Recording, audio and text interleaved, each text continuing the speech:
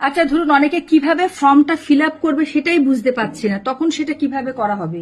সবার প্রথমে এই ফর্মটাকে ভালো করে দেখতে হবে। ভালো করে এই ফর্মে 3টে অংশ আছে। একদম উপরে একটা অংশ আছে, আর নিচে আরো একটা অংশ আছে, তার মাঝখান দিয়ে আবার এখানে একটা অংশ আছে, এখানে একটা অংশ আছে। সবার প্রথমে জানতে হবে আমাকে কোথায় কোথায় কোন অংশে ফিল আপ করতে হবে। তাহলে এটা উপরের একটা অংশ, এই নিচের অংশে দুটো পার্ট আছে। এই উপরের অংশটা সবাইকেই ফিল আপ করতে হবে।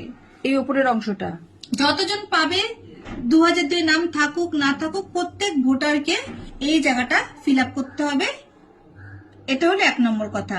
2 নম্বর কথা হলো যাদের 2002 লাস্ট এসআই এর সময় অলরেডি নাম আছে কোনো জায়গায়, কোনো না কোনো জায়গায়, ভারতবর্ষে কোনো না কোনো জায়গায় আছে, যাদের সরাসরি ম্যাচিং হয়েছে, তারা এই বক্সটা ফিল আপ করবেন।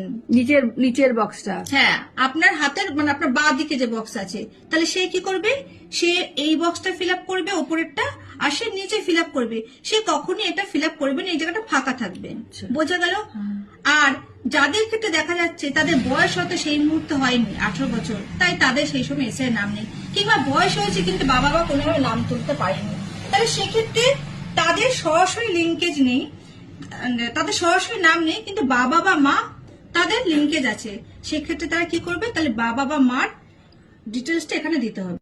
সবার প্রথমে এই উপরের অংশে কিভাবে ফিল আপ করতে হবে বলছি। অনেকে কি করছেন, ঠিক এর পাশে পাশে লিখে দিচ্ছেন, তা কিন্তু না।